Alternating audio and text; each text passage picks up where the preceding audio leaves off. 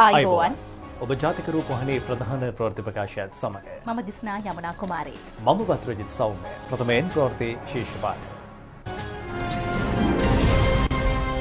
වතුකම්කරු දෛනික වැටුප රුපියල් 1000ක් කිරීමේ ගැසට් නිවේදනයේ සතියක් ඇතුළත අත්‍යවශ්‍ය පාරිභෝගික භාණ්ඩ 27ක මිල අඩු කෙරේ. කිරිගොවි ණය මුදල රුපියල් දසලක්ෂයක් දක්වා වැඩි කිරීමට අගමැතිගෙන් උපදෙස්. මාර්තු පළමු සතිය වන විට එන්නත් කරණය වයස අවුරුදු 30ට වැඩි සේවයේ නිරත සියලු දෙනාටම. සංචාරක කර්මාන්තයෙන් මේ වසරේ ඇමරිකානු ඩොලර් බිලියනයක ආදායම් ඉලක්කයක්. වතුකම්කරුවෙකුගේ දෛනික වැටුප රුපියල් 1000 දක්වා ඉහළ නංවන ගැසට් නිවේදනය සතියක් ඇතුළත නිකුත් කරන බව අමාත්‍ය නිමල් සිරිපාල් ද සිල්වා මහතා පවසනවා. කම්කරු අමාත්‍යාංශයේ අද පැවති පඩිපාලක රැස්වීමෙන් අනතුරුව ඔහු ඒ පිළිබඳ අදහස් පළ කළා. වතු කම්කරුවන්ගේ වැටුප් වැඩි කිරීම සම්බන්ධයෙන් කම්කරු කොමසාරිස් ජෙනරාල්වරයාගේ ප්‍රධානත්වයෙන් හා වතු වෘත්තීය සමිති සහ වතු සමාගම්වල ප්‍රධාන විධායක නිලධාරීන්ගේ සහභාගීත්වයෙන් රැස්වීම පැවැත්වුණා. ආදාළ යෝජනා සම්බන්ධයෙන් වැටුප් පරිපාලක සභාවේ පැවති ඡන්දයෙන් වතු කම්කරුවෙකුට මූලික වැටුප රුපියල් 900ක් සහ ප්‍රසාද දීමනා වශයෙන් රුපියල් 100ක් දෛනික වැටුප ලෙස ලබා දීම සඳහා ඉදිරිපත් කරන ලද යෝජනාව වැඩි ඡන්දයෙන් සම්මත වුණා. අද දින මේ පරිපාලක සභා දෙකම රැස්ලා කම්කරු කොමසාරිස්වරයා වාර්තා කරලා තියෙනවා. දීර්ඝ වශයෙන් මේ පිළිබඳව දෙපාර්ශ්වය අතර සාකච්ඡා කළා. ඡන්ද විමසීමක් පැවැත්වීමේදී වෘත්තීය සමිති මගින් ගෙනෙන ලද යෝජනාවට අයවැය සහන දීමනාව 10යි මූලික වැටුප 900යි. ඒ අනුව පූර්ණ දෛනික වැටුප රුපියල් 1000ක් වන යෝජනාව සඳහා ඡන්ද 11කුත් ඊට විරුද්ධව ඡන්ද 8කුත් ලැබුණා. ඒ අනුව මට වාර්තා කරලා තියෙනවා මේ යෝජනාව සම්මත වුණා. කම්කරු අමාත්‍යවරයා වශයෙන් මා වෙත පැවරී ඇති බලතල අනුව මම සතියක් ඇතුළත මේ තීරණය ගැසට් කරලා ඒට නීත්‍යානුකූල භාවයක් ලබා දීලා රුපියල් 1000 වැටුප යථාර්ථයක් නොවන බවට පක්ෂයෙන් සහ විරුද්ධවාදීන් ගෙනෙන්නද සියලු දුර්මත ඉවත් කරමින් කම්කරු ජනතාවට අයවැය ලේඛනයේ පොරොන්දු පරිදි එම මුදල ලබා දීමට කටයුතු කරන බව තාම සතුටින් ප්‍රකාශ කරනවා. මේ වතුකම්කරුවන්ට රුපියල් 1000ක දෛනික වැටුපක් දීමේ යෝජනාව අද දින පඩිපාලක සභාවේදී සම්මත වුණා. ඒ අනුව ඉදිරියේදී මෙම යෝජනාව ගැසට් පත්‍රයේ ප්‍රකාශයට පත් කරලා ඒ අනුව ඉදිරි කටයුතු සූදානම් කරන්න කම්කරු දෙපාර්තමේන්තුව සහ කම්කරු අමාත්‍යාංශය කටයුතු කරනු ලබනවා. මෙම පඩිපාලක සභාවේ තීරණයත් සමග 750 වැටුප රුපියල් 1000 දක්වා ඉහළ නැංවෙනවා. මෙහිදී මෙම රුපියල් 1000ටම තමයි සේවකයන්ට අදාළ සේවක අර්ථසාධක අරමුදල සහ සේවා නියුක්ත භාර අරමුදලට අවශ්‍ය ගිණුම් කටයුතු සිදු කරන්නේ මෙම රුපියල් 1000ටම අදාළව. මිල පහළ හෙන ලද අත්‍යවශ්‍ය පාරිභෝගික භාණ්ඩ 27 පාරිභෝගිකයන්ට අද සිට මිලදී ගත හැකියි. ඒ සතොස සමෝපකාර සහ කියු ෂොප් මගින් වෙළඳ අමාත්‍ය ආචාර්ය බන්දුල ගුණවර්ධන මහතාගේ සංකල්පයකට අනුව අමාත්‍යාංශය මගින් ක්‍රියාත්මක කරන ලද අත්‍යවශ්‍ය භාණ්ඩ 27ක මිල ස්ථායීකරණ ව්‍යාපෘතිය යටතේ ජනතාවට මේ සහනය හිමිවනවා. ජනාධිපතිතුමා ප්‍රමුඛ කැබිනට් මණ්ඩලයේ අනුමැතිය යටතේ ක්‍රියාත්මක මෙම වැඩපිළිවෙල ගෝලීය වසංගත තත්ත්වය හමුවේ වුවද පවත්වාගෙන යාමට නියමිතයි. රාජ්‍ය මෙන්ම පෞද්ගලිකාංශයේ නිෂ්පාදකයන් හා ඍජු ආනයනකරුවන්ගේ සහායද මීට හිමිව තිබෙනවා. අත්‍යවශ්‍ය භාණ්ඩ වර්ග 27 වෙළඳ පොලේ පවත්නා මිල ගණන් මෙසේ.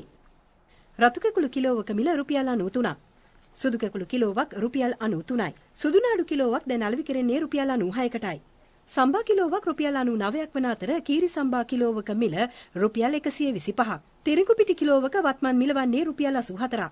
සුදු සීනි කිලෝවක් රුපියල් 99ක් වන අතර දුඹුරු සීනි කිලෝවක මිල රුපියල් 125ක්. තේ නොම්බර 1 ග්‍රෑම් CA පැකට්ටුවක් රුපියල් 95යි. ඕස්ට්‍රේලියන් රතු පරිප්පු කිලෝවක් රුපියල් 165යි. ඉන්දියන් හා පාකිස්තාන ලොකු ලුණු කිලෝවක මිල වන්නේ රුපියල් 120ක්. දේශීය අර්ථාපල් කිලෝවක නව මිල රුපියල් 180ක් වන අතර පාකිස්තාන අර්ථාපල් කිලෝවක මිල රුපියල් 140ක්. කඩල කිලෝවක් රුපියල් 175යි. වියලි මිරිස් කිලෝවක් අලෙවි කෙරෙන්නේ රුපියල් 495කටයි. ටින් මාළු ග්‍රෑම් 425ක මිල රුපියල් 220ක් වනවා. ආනයනික ටින් මාළු ග්‍රෑම් 425 වත්මන් මිල රුපියල් 265ක්. තායි හාල් මැස්සන් කිලෝවක් රුපියල් 575යි. සම සහිත කුකුළු මස් කිලෝවක මිල රුපියල් 400යි. ක්‍රිස්ටල් අයඩයිට් ලුණු කිලෝවක් රුපියල් 43යි. කිරිපිටි ග්‍රෑම් 400 ඇසුරුමක නව මිල වන්නේ රුපියල් 355ක්. සෝයා තෙල් මිලිලීටර 500 අලෙවි කෙරෙන්නේ රුපියල් 310කටයි. රෙදි සෝදන සබන් ග්‍රෑම් 115 රුපියල් 43ක් වන අතර රෙදි සෝදන බාර් සබන් ග්‍රෑම් 650 අලෙවි කෙරෙන්නේ රුපියල් 260කටයි. සුවද සබන් BCC ග්‍රෑම් 100 රුපියල් 56ක්. දෑත් සෝදන දියර තෙවැනි කාණ්ඩයේ මිලිලීටර 100ක් අලෙවි කරන්නේ රුපියල් 250කටයි. SLS සහතිකලත් මුව ආවරණයක මිලවන්නේ රුපියල් 14යි. අත්‍යවශ්‍ය පාරිභෝගික භාණ්ඩ 27 සඳහා රජය එකඟ වී ඇති මිල ගණන් ආදර්ශ කරගනිමින් පෞද්ගලික අංශයේ සුපිරි වෙළඳසල් ජාලයේද ඊට අනුගත වන්නේ නම් එය මෙවැනි අවස්ථාවක මහජනතාව වෙනුවෙන් සිය වගකීම ඉටු කිරීමක් බවද අමාත්‍යවරයා පවසනවා. සිංහල දෙමළ අලුත් අවුරුදු සමය නිම වෙන තෙකුත් මේ ක්‍රමයට භාණ්ඩ සපයන අතර ඒ අප්‍රේල් මාසයෙන් පසුත් ඊළඟ මාස තුනට නැවතත් මිල ස්ථාවර කිරීම සඳහා වෙන මේ වැඩපිළිවෙල ක්‍රියාත්මක වෙනවා. වර්ෂයකට 4 වතාවක් අපි ස්වජාතික නිෂ්පාදකයන් සහ සිල්ලර වෙළඳුන් සමග ගිවිසුමකට එළඹීමෙන් තමයි මේ වැඩපිළිවෙල ක්‍රියාත්මක කරන්නේ. අපි ඍජුවම ආනයනය කරන අයගෙන් අඩුම මිලට තමයි මේ භාණ්ඩ ලබා ගන්න. මේ මිල අපි පවත්වාගෙන යනවා තව මාස 3ක් තිස්සට. රජයෙන් බද්දක් අය කරොත් හෝ ඩොලරයගේ රුපියල් 200ට වැඩිය ඉහළට ගියොත් මිසක මේ භාණ්ඩවල දැනට නියම කරලා තියෙන වෙල වෙනස් කරන්න අපේ බලාපොරොත්තුවක් නැහැ. මේ වෙනකොටත් අපි 95%කට විතර මේ අපේ වෙළඳසල් වලට භාණ්ඩ ඉක්ුත් කරලා අවසානයේ මම හිතන්නේ ඉදිරි දින 2-3 වෙනකොට සියලුම වෙළඳසල් වලට ඒ බඩු ලබා දීමට කටයුතු. ජනතාව ප්‍රකාශ කරන්නේ භාණ්ඩ රසක මිල අඩු කිරීමේ සහනය Tamanට හිමි වන බවයි. අඩු කළ මිලට භාණ්ඩ මිල දී ගැනීමට ජනතාව වැඩි වශයෙන් පැමිණෙමින් සිටින බව අපවාර්තාකරුවන් සඳහන් කළා. අපේ ආදායමත් එක්ක අපිට බොහොම දරා ගන්න අමාරුයි මේ වියදම. ඉතින් ඇත්තටම සතුටු වෙනවා මේ තත්ත්වයට මිල පහළ දැමීම ගැන. මේක දිගටම පවත්වාගෙන යන්න කියලා ඉල්ලා සිටිනවා. රජයට ඉතින් ස්තුතියක් පුද කරන්න ඕන. ඉතින් අඩු කිරීම ගැන. ඉතින් දැන් අසීරු තත්ත්වයකනේ ඉන්නේ මේ කොරෝනා රෝගය නිසා. ඉතින් මිනිස්සුන්ට මේ වගේ දෙයක් අඩු කරපු එක ගැන බොහොම සන්තෝෂයි. සතුස සමුපකාර සහ කිව් ෂොප් මගින් අදාළ භාණ්ඩ ලබා ගැනීමේදී යම් ගැටලුවක් වෙතොත් ඒ පිළිබඳ විමසීමට 19 ඍජු දුරකථන අංකය සහ යම් ස්ථානයක මිල ගණන් වංචාවක් සිදුවන්නේ නම් ඒ ගැන පැමිණිලි කිරීමට 1977 ඍජු දුරකථන අංකය අද සිට ක්‍රියාත්මක බවද වෙළඳ අමාත්‍යාංශය දැනුම් දෙනවා. කිරිගොවීන් සඳහා අයවැයෙන් යෝජනා කළ රුපියල් ලක්ෂ 5ක ණය මුදල රුපියල් ලක්ෂ 10 දක්වා වැඩි කරන්නයි අග්‍රාමාත්‍ය මහින්ද රාජපක්ෂ මහතා නිලධාරීන්ට උපදෙස් දී තිබෙනවා. අයවැය යෝජනා අනුව ක්‍රියාත්මක ව්‍යාපෘති හා ජනතා සහන පිළිබඳ අවධානය යොමු කරමින් මුදල් අමාත්‍යාංශයේ අද පැවති ප්‍රගති සමාලෝචන රැස්වීමකදී අග්‍රාමාත්‍යවරයා මේ බව අවධාරණය කළා. මේ හමුවේදී මුදල් අමාත්‍යාංශයේ ලේකම් එස්.ආර්. ආටිගල මහතා අයවැය යෝජනා අනුව ක්‍රියාත්මක ණය සහන සම්බන්ධයෙන් පැහැදිලි කළා. ඒ අනුව ඉදිරි සතියේ සිට කිරිගොවීන් සඳහා ඔවුන්ගේ යටිතල පහසුකම් සංවර්ධනය කර ගැනීමට 4% රුපියල් ලක්ෂ 10ක් දක්වා ණය ලබා ගැනීම අවස්ථාව උදා වනු ඇති. රජයේ සේවකයන්ට දෙනු ලබන නිවාස ණය ලබාගත් හා ලබා ගන්නා ණය මුදල 7% අනුපාතය යටතේ ක්‍රියාත්මකයි. මෙම සහනය මත රජයේ සේවකයෙකුගේ මාසික වැටුප් වැඩිවීම රුපියල් 2500 3000 අතර වන බව එස්.ආර්. ආටිගල මහතා පෙන්වා දුන්නා. බඩු සහන ගණනාවක් එක ශේෂ්ත්‍ර වලට දීලා තිබ්බා. සමහර ඒවාස ජනවාරි 1 වෙනිදා ඉඳන්ම ක්‍රියාත්මකයි සර්. ඒ රජයේ සේවකයන්ගේ නිවාස ණයවල අපි උපරිමයේ 107යි කිව්වා සර්. එතකොට දැනට නිවාස ණය ගත්තේවත් ඉදිරියේදී ගන්නේවත්. එහෙම ගත්තාම සර් මම නිකන් කැල්කියුලේෂන් එකක් කළා මිලියන 2ක් විතර අරන් තියෙන එක්කෙනෙක්ගේ 2500ක විතර ඉදිරියක් තියෙනවා සර් මාසෙකට. 107 කියන්නේ උපරිමයේ සර්. ලක්ෂ 5ට එන්නේ දැන් 3.5යි. 0.5යි මට මතක හැටියට. එහෙම ස්ලැබ්ස් වලට තියෙන්නේ සර්. එතකොට ඇත්තටම රජයේ සේවකයෝ නිවාස ණය කරන් තියෙනවා නම් පඩි වැඩිවීම සර් 2500ක් 3000ක් විතර වෙනවා මාසෙකට. ඒ නිවාස ණය නිසාම. ඒක අපි ජනවාරි 1 වෙනිදා ඉඳන් ක්‍රියාත්මක කරලා තියෙනවා.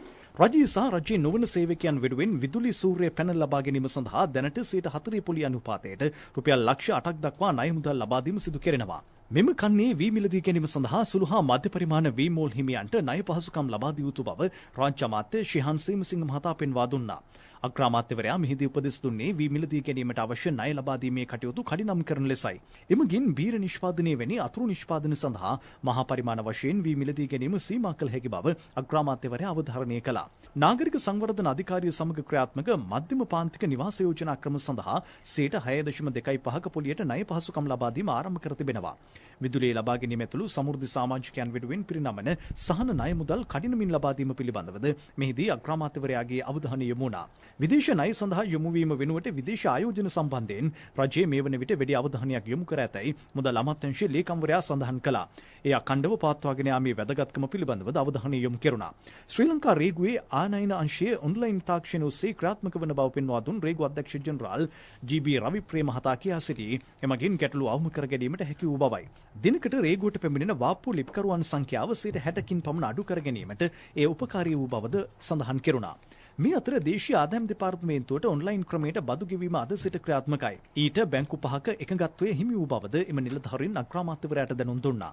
බැංකුවලට ණය මුදල් හා ලීසින් මුදල් කලින් පේවීමේදී 3% ගාස්තුවක් ගෙවීමට සිදුවීම පිළිබඳව අවධාරණය කළ රාජ්‍ය අමාත්‍ය අජිත් නිවාර් කබ්‍රාල් මහතා එම ගෙවීම සම්පූර්ණයෙන් නතර කළ යුතුයයි යෝජනා කළා. කලින් සල්ලි ගෙවන්න හදනකොටත් charge එකක් ගන්නවා. ඒක සම්බන්ධයෙන් මොකක් හරි දැඩි තීන්දුවක් අපිට දෙන්න බැංකුව ඔක්කොටම කරවන්න. charge එකක් ගන්න මේ settlement එකට charge එකක් ගන්නවා කියන්නේ අර ඒ මුදල් එතන block කරලා තියෙන නිසා ඒ investment නමුත් ඒව ගොඩක් වෙලාවට තනි කස්ටමර්ස්ලා ඒ කතා කරලා ඒ සම්බන්ධව වැඩ කටයුතු කරගන්නවා. ඊට වඩා හොඳයි මේ ප්‍රතිපත්තියක් තිබ්බහම ඉවරයි. මේකේ ගත් ඇකලේ ඔක කියන ලීසින් කම්පැනිස්ලත් ඔක තියෙනවා. ඒ කියන්නේ වේලාසින් ගේලා ලීස් එක ගෙවන්න යනකොට සර්චාර්ජ් එකක් දාන්න.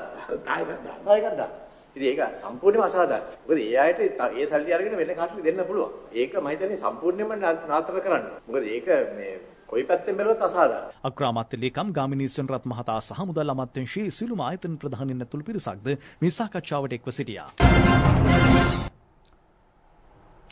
කොළඹ ගාලමුදර පිටියේ ඉදිකරමින් පවතින ආදර්ශ වෙළඳ කුටි අද ජනාධිපති ගෝඨාභය රාජපක්ෂ මැතිතුමාගේ නිරීක්ෂණයට ලක් වුණා. එම වෙළඳ කුටි පද්ධතිය ඉදිකරන්නේ ගාලමුදර පිටිය කේන්ද්‍ර කරගත් සංවර්ධන ව්‍යාපෘතියේ තවත් පියවරක් ලෙසයි. නාවික හමුදාව නව සැලැස්මට අනුව ආදර්ශ වෙළඳ කුටි නිර්මාණය කර තිබෙනවා. ජනාධිපතිතුමා ගාලමුදර පිටියට ආකර්ශනීය පෙනුමක් ලැබෙන අයුරින් වෙළඳ කුටි නිර්මාණය කිරීමේ අවශ්‍යතාව මෙහිදී පෙන්වා දුන්නා. අමාත්‍ය රෝහිත අබේගුණවර්ධන නාවික හමුදාපති වයිස් අද්මිරාල් නිශාන්ත උලුගතැන්න ශ්‍රී ලංකා වරායධිකාරියේ සභාපති විශ්‍රාමික ජෙනරාල් දයා රත්නායක යන මහතුරුන් ඇතුළු පිරිසක් මේ අවස්ථාවට එක්ව සිටියා. COVID-19 ප්‍රතිශක්තිකරණ වැඩසටහන යටතේ ඇස්ට්‍රාසෙනිකා එන්නත 1,61,773 දෙනෙකුට ලබා දී ඇති බව වසංගත රෝග විද්‍යාංශය පවසනවා. රාජ්‍ය අමාත්‍ය විශේෂඥ වෛද්‍ය සුදර්ශනී ප්‍රනාන්දුපුල්ලේ මහත්මිය කියා සිටි මාර්තු පළමු සතිය වන විට වයස අවුරුදු 30ට වැඩි සේවයේ නිරත සිළු දෙනාට එන්නත් ලබා දෙන බවයි. ඇස්ට්‍රාසෙනිකා එන්නත් කරණය ආරම්භ කෙරුණේ ගුත් 29 වෙනි දිනයි. එහි 11 වෙනි දිනේ අදයි.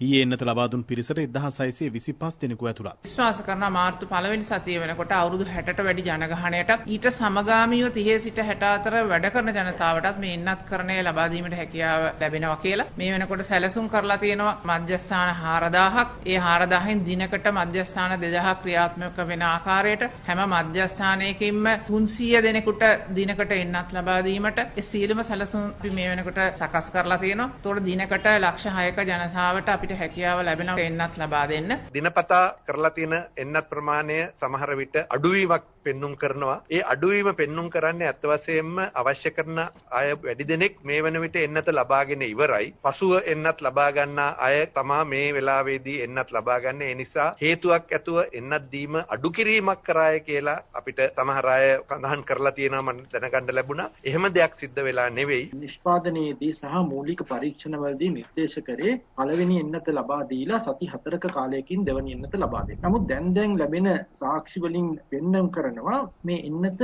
සති 4න් දෙනවාට වඩා වැඩි ප්‍රතිශක්තිකරණයක් ලැබෙනවා සති 12කින් දුන්නාම කියලා. ඉතින් ඒ නිසා ඒ පිළිබඳ දැනට අපි සාකච්ඡා කරමින් පවතිනවා. රජයේ අරන් තියෙන තීරණය අනුව ලබා දෙන්න සුදුසු සියලුම දෙනාට. يعني 18න් පල්ලෙහායට අපි දන්නවා දෙන්න බෑ. ගර්භණී මාතාවන්ට දෙන්න බෑ. ඒ ඇරුණාම අනිකුත් සියලුම කණ්ඩායම් වලට මේක ලබා දීම තුළින් මේ රෝගය පැතිරී යාම වළක්වා ගැනීම තමයි බලාපොරොත්තු වෙන්නේ. කොවිඩ් එන්නත ලබා දීමේ ක්‍රියාවලිය මම හිතන්නේ මෙම ශතවර්ෂය තුල අපි රටක් වශයෙන් මුහුණ දෙන විශාලතම ව්‍යාපෘතියක් වෙන්න පුළුවන්.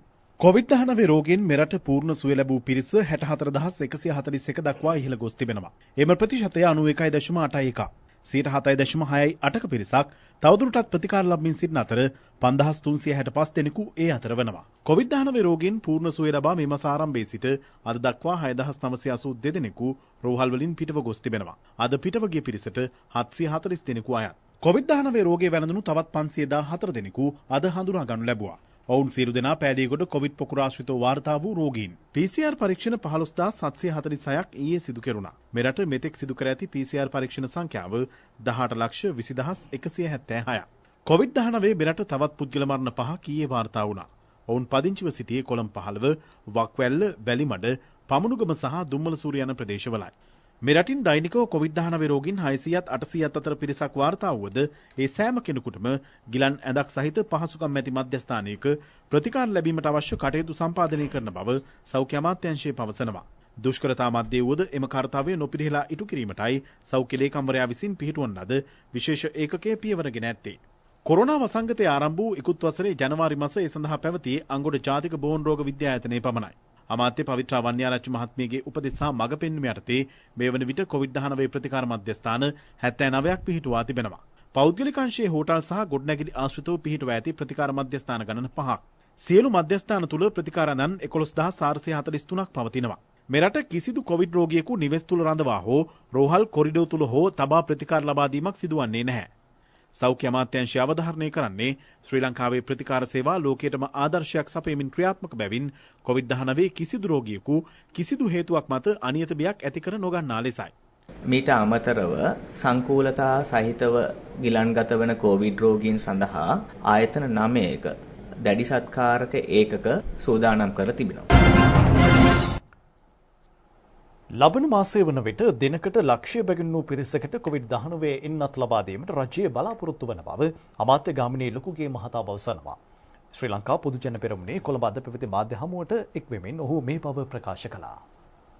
කොවිඩ් සම්බන්ධව රජිත් ප්‍රේමදාස මහත්මයා මුලින් ඉඳන් හැමදාම PCR එක ගැන කතා කරා. අනෙක් එකට ගෙනාපු උපකරණ ගැන කතා කරා. දැන් ඒව ඔක්කොම වෙලා අපි ඔක්ස්ෆර්ඩ් ඉන්ජෙක්ෂන් එකත් අපි දෙන්න තත්ත්වයටපත් වෙලා තියෙනවා. අද ඒක ගැන කතා කරන දෙයක් නැතුව කියනවා මේක අයාලේ යරලා තියෙනවා. මේ වෙලාවේ රටවල් හුඟා එකතු වෙලා මේකට මුහුණ දෙනවා. අපේ රටේ මේ වසංගතය තිබුණාගෙන බලයට එන්න තමයි උත්සාහ කරන්නේ. ඒක තාම ජනතාවට පැහැදිලියි. තාම කනගාටුදායි. විපක්ෂ නායකවරයා හම්බන්තොට පැත්තට ගිහිල්ලා කියනවා මේ කෝඩම එන්නත දෙනවලු වැක්සින් දෙනවලු. දෙන්න ඕනලු. එතුමා කිව්වන්න නැතත් අතිගරු ජනාධිපතිතුමා ගරු අගමැතිතුමා සහ රජය මේ සඳහා සියලුම දෙනාට ඒ එන්නත ලබා දීමේ වැඩසටහන ආරම්භ කරලා තියෙනවා. මේ කරන්න යනකොට ලකුණු ගන්න තමයි මේ වගේ ප්‍රකාශ කරන්නේ. මිලියන 10කට දල වශයෙන් මැයි මාස වෙනකොට මේ එන්නත ලබා දීම තමයි ඉලක්කය වෙන්නේ. ඒ සඳහා එන්නත් ලබා දීමේ මධ්‍යස්ථාන 4000ක් දෙවෙනි පුටා ස්ථාපනය කිරීමේ වැඩපිළිවෙල සෞඛ්‍ය අමාත්‍යාංශයත් රාජ්‍ය අමාත්‍යාංශයත් ක්‍රියාත්මක කරගෙන යනවා. ඒතර මිලියන 22.5ක් පමණ ඉන්න අපේ රටේ මිලියන 10කට මේ මාත්‍රාව ලබා දෙනවා කියන්නේ 145ක පමණ ප්‍රමාණයකට මේ එන්නත ලබා දීලා අවසන් කරන මැයි මාස වෙනවා. සංචාරක ව්‍යාපාරයෙන් මේ වසරේදී ඇමරිකානු ඩොලර් බිලියනික ආදායමක් එක්වීමට සැලසුම් සකස් කර ක්‍රියාත්මක කරන්නයි ආර්ථික පුනර්ජීවනය හා දරිද්‍රතාවය තුරන් කිරීම සඳහා වන ජනාධිපති කාර්යසාධක බලකායේ සභාපති බැසිල් රාජපක්ෂ මහතා සංචාරක ශ්‍රේෂ්ඨ නිලධාරීන්ට අද උපදෙස් දුන්නා.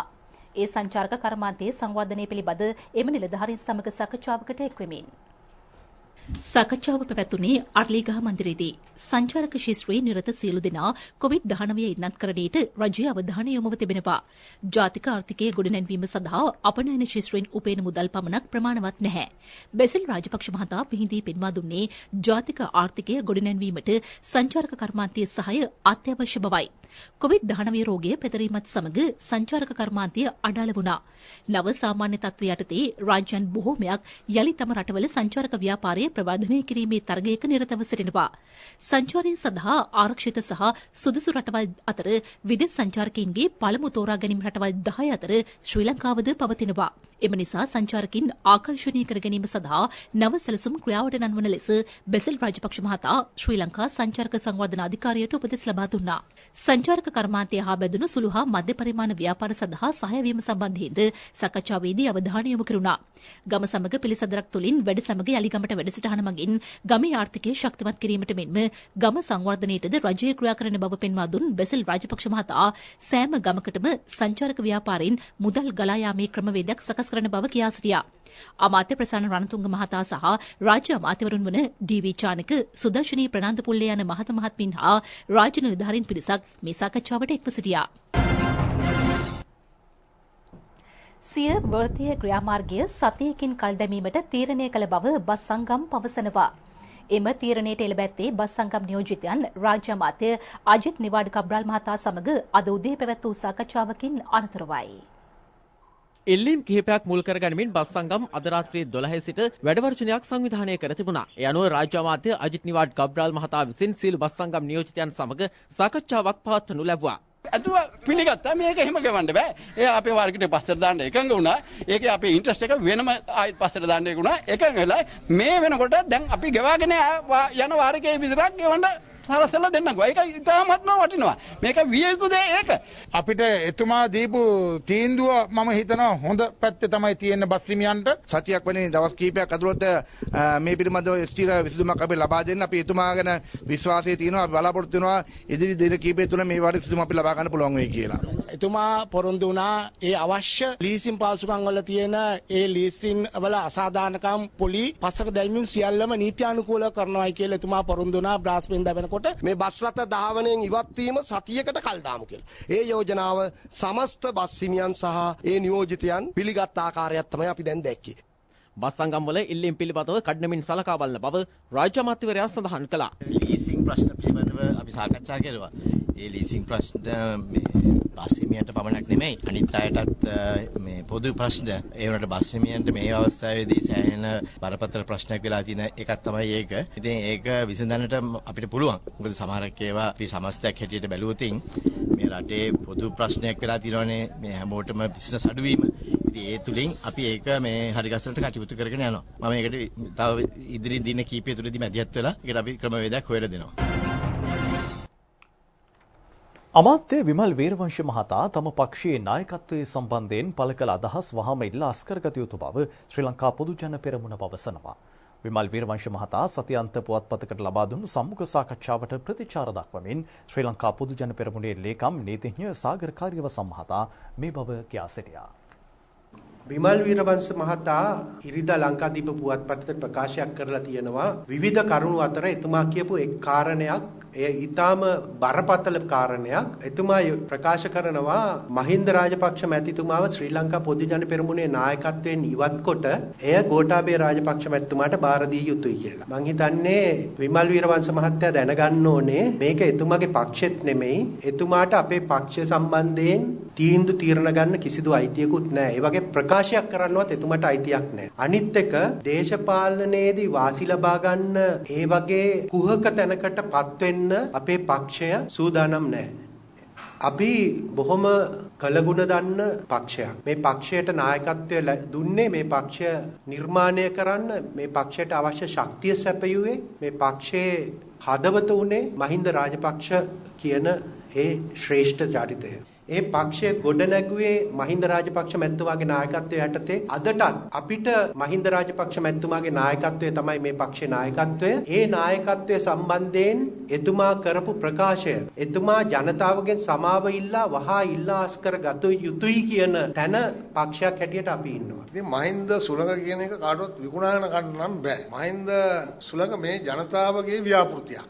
ඉතින් මේකට මූලික වෙච්ච සහභාගී වෙච්ච සංවිධානය කරපු පිරිසක් ඉන්නවා. ඒ නිසාම මේක උරුමකාරයෝ කියලා වෙනම පිරිසක් බිහි වෙන්න විදිහක් නැහැ. මොකද මේ උරුමකාරයා මහින්ද රාජපක්ෂ ජනාධිපතිතුමා එහෙමනම් පැහැදිලිවම කියන්න ඕන. අපි දැන් 3-2 ආණ්ඩුවක් හදලා ජනාධිපති ඡන්දය දෙනලා කවුරු හරි තනි පුද්ගලයෙක් හෝ සීමිත කණ්ඩායමක් කියනවා නම් මේ ජයග්‍රහණය අපේ කියලා. නැතිනම් මේ ජයග්‍රහණය නිර්මාණය කළේ මමයි කියලා තනි පුද්ගලයෙක් හෝ සීමිත කණ්ඩායමක් ඉතින් විශ්වාස කරන්න යනවා නම් ඒක මේ රටේ 69 ලක්ෂයේ මහජනයාට කරන දේශපාලනික නින්දාවක් විදිහට තමයි අපිට තේරුම් ගන්නට වෙන්නේ. ඒක ස්ලෝගන් එකේම තිබ්බේ මහින්දව නැගිට්ටමු කියලා නෙමෙයි.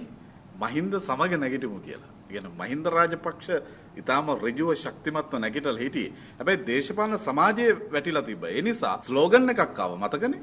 මහින්ද සමග නැගිටිමු. ඕක කියවගත්තා නම් ওই ප්‍රශ්නට හරිම උත්තරේ තියෙනවා. අපේ පක්ෂ නායක සාකච්ඡාවේදී දේශපාලන පක්ෂ අතර අභ්‍යන්තර ප්‍රශ්නයක් තියෙනවා නම් සාකච්ඡා කිරීමේ සදාචාරාත්මක අයිතියක් ඒ සියලු පක්ෂ නායකයින්ට පැවරී තිබෙනවා. ඒ වගේම තමයි පාර්ලිමේන්තු මන්ත්‍රීවරු හරි මහජනයෝතින් හැටියට යම් ගැටලුවක් මතුවෙනවා නම් මේ පිළිබඳව ආණ්ඩු පක්ෂ කණ්ඩායමේ කතා කිරීම සඳහා සදාචාරාත්මක අයිතියක් අධිකරු ජනාධිපතිතුමා ලබා දීලා තියෙනවා. 69 ලක්ෂයක් ජනතාවගේ බලාපොරොත්තු සිඳ බිඳලන්න කවුරුන් හෝ කටයුතු කරන්න උත්සාහ කරනවා නම් ඒකට ඉඩ දෙන්න ශ්‍රී ලංකා පොදු ජන පෙරමුණ පුළුවන් කමක් නැහැ.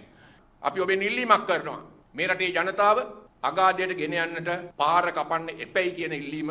ඒ නිසා අපි පැහැදිලිව කියනවා මේ රටේ ජනතාව බලයක් දුන්නේ අතිගරු ජනාධිපතිතුමාට, ගරු මහින්ද රාජපක්ෂ මැතිතුමාගේ නායකත්වයට. ඒ නිසා සකල විවිධ බලවේගයන් ඒක රාශි කරගෙන ගොඩනගපු බලය තුල මේ රටේ සෞභාග්‍ය දැක්ම වැඩපිළිවෙල ක්‍රියාවට නංවන්න එකමුතුව සහෝදරත්වයෙන් ඉදිරියට යන්නට අදිෂ්ඨාන කරගන්නයි කියන ඉල්ලීම මේ අවස්ථාවේදී කරනවා. පුරවැසි මූලික ජනමාධ්‍ය ප්‍රතිපත්තියක් සකස් කිරීමට ජනමාධ්‍ය අමාත්‍යාංශයේ අවධානය යොමු තිබෙනවා. අමාත්‍ය කෙහෙලි රඹුක්කල මහතා අද මාධ්‍යයට අදහස් දක්වමින් කියා සිටියේ ඊට සියලු පාර්ශවවල අදහස් ආයෝජනා ලබා ගන්නා බවයි. 1973 අංක 5 දරන ශ්‍රී ලංකා පුවත්පත් මණ්ඩල පනත මගින් පිහිටුවා ඇති ශ්‍රී ලංකා පුවත්පත් මණ්ඩලයේ ව්‍යුහාත්මක ලෙස ප්‍රසංස්කරණය කර විද්‍යුත් මුද්‍රිත හා නව මාධ්‍ය ආවරණය වන පරිදි මාධ්‍යවේදීන් හා මාධ්‍ය ආයතන පිළිබඳව විනිශ්චය ආයතනයක් ලෙස ප්‍රතිසංවිධානය කරවීම මෙහි අපේක්ෂාවයි. පවතින පනත සංශෝධනය සඳහා මාධ්‍යවේදීන් ඇතුළු සිවිල් පුරවැසියන්ගේ අදහස් හා යෝජනා ලබා ගැනීම ප්‍රධාන අරමුණයි.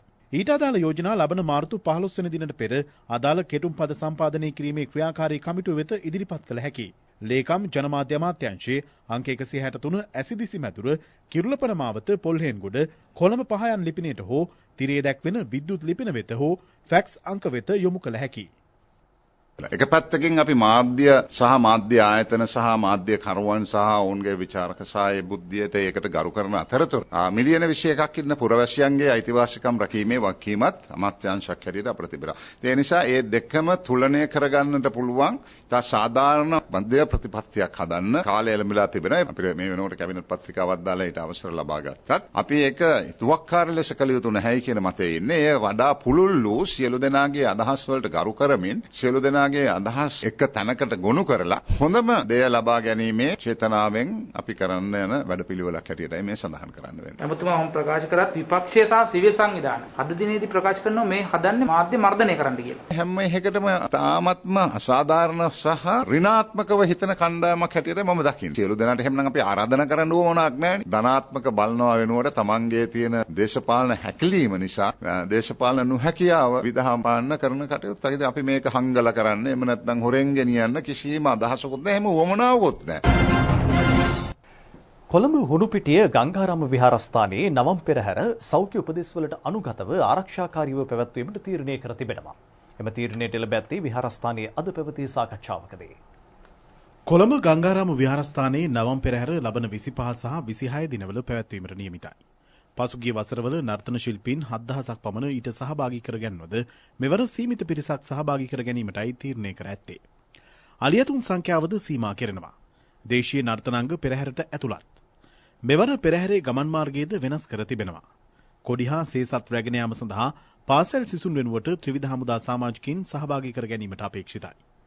පෙරහැර සඳහා ආසන පැනවීමක් සිදු නොවන අතර රූපවාහිනී නාලිකා කිහිපයක් ඔස්සේ පෙරහැර සජීව ලෙස විකාශය කිරීමට තීරණය කර තිබෙනවා. මෙම සාකච්ඡාවට ගංගාරාම විහාරාධිකාරී පූජ්‍ය කිරින්දේ අසජී හිමියන් සහ පාර්ලිමේන්තු මන්ත්‍රී යදාමිනි ගුණවර්ධන අග්‍රාමාත්‍ය සම්බන්ධීකරණ ලේකම් හර්ෂ විජේවර්ධන යන මහතුරුද රාජ්‍ය ආයතන හා ආරක්ෂකාංශ නිලධාරීන් ඇතුළු පිරිසක්ද එක්ව සිටියා.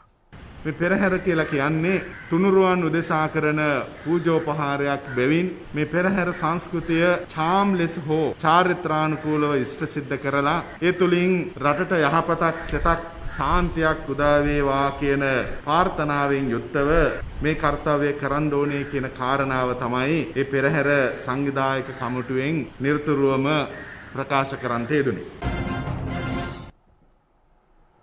ශ්‍රී ලංකා පොදුජන පෙරමුණ පිහිටුවා සිව්වසරක් පිරීම නිමිත්තෙන් ආසන බලමණ්ඩල සම්මේලන දිවයින පුරා පැවැත්වෙනවා. සිව් දෙස සුරැකි සිව්වසර එහි තේමාවයි. ශ්‍රී ලංකා පොදුජන පෙරමුණ හාරිස්පත්තු ආසන බලමණ්ඩල රැස්වීම මහනුවර කටුගස්තොටදී පැවැත්වුණා. එය සංවිධානය කළේ පාර්ලිමේන්තු මන්ත්‍රී ගුණතිලක රාජපක්ෂ මහතායි. අමාත්‍ය කෙහෙලිය රඹුක්කැල මහතා ප්‍රධාන ආරාධිත අමුත්තා ලෙස මීට එක්ව සිටියා. උදයකාන්ත ගුණතිලක නාලක කෝට්ටේ ගොඩ යන පාර්ලිමේන්තු මන්ත්‍රීවරුන්ද මේ අවස්ථාවට සහභාගී වුණා. පියාණ්ඩුව ගත්තාට පස්සේ කිලෝමීටර් ලක්ෂ වැඩ පිළිවෙල මේ වෙනකොට ක්‍රියාත්මක වෙනවා. සෑම ග්‍රාම සේවක වසමඟ නිවසක් හැදිලා. හැබැයි යාපනයේ ගයක් හදනකොට බිබිලේ පෝස්ටර් ගහන්නේ. ඒක තමයි වෙනස. සජිත්ගේ අවසාන අවුරුද්දේ මිලියන 346යි ප්‍රචාරක දැන්වීම් වලට නිවාස පැත්තක තියලා. හැබැයි කවුරුත් කතා කරන්නේ නැහැ. අපි තා නිහඬව ගෙවල් 14000. හරි තැනකට අපි ගමන් කරනවා. ඒ තමුන්නාසලා දීපු ශක්තිය අපිත් එක්ක ඉදිරියට යන්න. ලබන මාසයේ පැවැත්වෙන ජිනීවා මානව හිමිකම් සමුළුව. මේ මානව හිමිකම් සමුළුවට ධම්ම හිතම්ම දෙපළ ඩයස්පෝරාව NGO සංවිධාන TNA දැන්ටම පෙරවරුවක් කරනවා. ඒගොල්ලන් කොළඹට වෙල මේ දේශපාලනය කරනවා මිසක් අර උතුර නැගෙනහිරේ අහිංසක ජනතාව වෙනුවෙන් ඒ සංවර්ධනය සඳහා යොදපු මුදල් පහුගිය කාලේ ආපහු භාගයකට වඩා භාණ්ඩාගාරයකට ආවා. මොකද මේ ජනතාව වෙනුවෙන් ඒ අය වැඩ කරන්නේ නැහැ. විවේචනය කර කර ඉන්නවා. අම්පාර දිස්ත්‍රික් ආසන බල මණ්ඩල රැස්වීම මහවැය ප්‍රදේශයේදී පැවැත්වුණේ රාජ්‍ය අමාත්‍ය විමලවීර දිසානායක මහතාගේ ප්‍රධානත්වයෙන්. අමරකීර්ති අතුකෝරල W වීරසිංහ තිලක් රාජපක්ෂ යන මන්ත්‍රීවරුන්ද මීට එක්ව සිටියා. 1,60,000කට පත්තින් දීලා තියෙනවා. තව ඉදිරි මාස කිහිපය ඇතුළත පියවරින් පියවර අපි සාමාන්‍ය පෙරම් සත්පෙර කියන අයටත් රස්සාවක් දෙන්න වැඩ පිළිවෙලක් යොදාගෙන යනවා. දොඩම්ගස්ලන්ද මැතිවරණ කොට්ටාසේ ආසන බල මණ්ඩල රැස්වීම සංවිධානය කළේ එම ආසනයේ සංවිධායක RG විමලදාස මහතායි. රාජ්‍ය අමාත්‍ය රොෂාන් රණසිංහ මහතා ඇතුළු පිරිසක් මීට සහභාගී වුණා. 2005 ආරම්භ කරපු ගමන 2015 ඉහළටම ගෙනහිලා වැටුණා. 2015 මහින්ද මහත්තයා දිනුවා නම් අද මේ රට 3 ගුණයක් ඉදිරියේ. ගම්පහ දිස්ත්‍රික් ආසන බල මණ්ඩල රැස්වීම ගම්පහ පක්ෂ කාර්යාලයේදී පැවැත්වුණා. එය සංවිධානය කරන ලදී ශ්‍රී ලංකා පොදු ජන පෙරමුණේ ගම්පහ ආසන කැඳවුම්කරු ලක්ෂ්මන් ගුණවර්ධන මහතා විසින්. පාර්ලිමේන්තු මන්ත්‍රී ප්‍රේමනාත් සී දොළවත්ත මහතාද මේ අවස්ථාවට එක්ව සිටියා. අපිට යන දෙන ගමන විශාල ගමනක් තියෙනවා. ඒ ගමන දුෂ්කර ගමනක අපි ආවා. අපි ඇවිල්ලා අපි ආණ්ඩුවක් හදාගත්තා. හැබැයි ඒ ආණ්ඩුව හරි මඟ යමන එක, ඒ ආණ්ඩුව රැකගන්න එක තමුන්නාසලගේ යුතුයකම. මේ රට තියෙන දැන් තව අඩියක් ඔසවන්න. අපි ඔක්කොම එක හොයලා වැඩ කරන්න. දිවයිනේ සියලු රෝහල් වලට අවශ්‍ය ශල්‍ය ගෝස් දේශීය නිෂ්පාදකින්ගෙන් ලබා ගැනීමට අදාළ ගිවිසුම් වලට අද අත්සන් තැබුණා. ඒ සෞඛ්‍ය අමාත්‍යාංශය හා සලුසල ආයතන අතරයි. මෙරට රෝහල් සඳහා වසරකට රුපියල් මිලියන 700කට අධික මුදලක් වැය කරමින් ශල්‍ය ගෝස් ආයනනය කරනවා. එම මුදල් ඉතිරි කරගනිමින් මෙරට නිෂ්පාදකයන් නිපදවන ශල්‍ය ගෝස් සලුසල ආයතනය මගින් සෞඛ්‍ය අමාත්‍යාංශය වෙත මිලදී ගැනීමට නියමිතයි. ඖෂධ නිෂ්පාදන හා නියාමන රාජ්‍ය අමාත්‍ය චන්න ජයසුමන මහතා සහ බතික් අත්‍යන්ත රෙදි හා දේශීය ඇඟලුම් නිෂ්පාදන රාජ්‍ය අමාත්‍ය දයාසිරි ජයසේකර යන මහතුරුන්ගේ ප්‍රධානත්වයෙන් අද එම ගිවිසුම් වලට එළඹුණා. ගමට ගයක් වැඩසටහන යටතේ දික්වැල්ල රදම්පොළ ප්‍රදේශයේ නිවාස 4ක් ජනතා හිතයට පත් කිරීම අමාත්‍ය ඩලස් අලහප්පෙරුම් මහතා හා රාජ්‍ය අමාත්‍ය කංචන විජේසේකර යන මහතුරුන්ගේ සහභාගීත්වයෙන් අද සිදු කෙරුණා. රුපියල් ලක්ෂ 6ක වියදමින් මෙම නිවස ඉදිකරනු අතර නිවාසලාභීන්ට ඒ හිමි වන්නේ සහනාධාරයක් ලෙසයි. ඇලහැර අත්තන කඩවල යාය 12 ප්‍රදේශයේ නිවසක් නොමැති පවුලකට නව නිවසක් ප්‍රදානය කෙරුණා. ඒ පාර්ලිමේන්තු මන්ත්‍රී අමරකීර්ති අතුකෝරල මහතාගේ ප්‍රධානත්වයෙන් නිවාස සංවර්ධන අධිකාරිය නිවස ඉදිකිරීමට රුපියල් ලක්ෂ 6ක් වැය කර තිබෙනවා. අඩු ආදායම්ලාභී තවත් පවුල් සඳහා නිවාස 25ක් ඉදිකිරීමට චෙක්පත් ප්‍රදානයද මෙහිදී සිදු කෙරුණා. කොළඹ දිස්ත්‍රික්කයේ ස්වයං රැකියා ලාභීන් පිරිසකට පාපති ප්‍රදානය කෙරුණා. අමාත්‍ය විමල් විරෝංශ මහතාගේ ප්‍රධානත්වයෙන් ඒ සංවිධානය කර තිබුණේ කඩුවෙල නවගමුව ප්‍රදේශයේදී.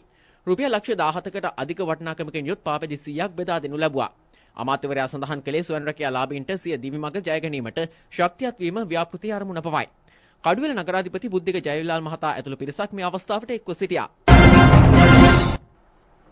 එසමගින් ප්‍රවෘත්ති ප්‍රකාශයේ නිමාවට පත් වෙනවා. ආයුබෝවන්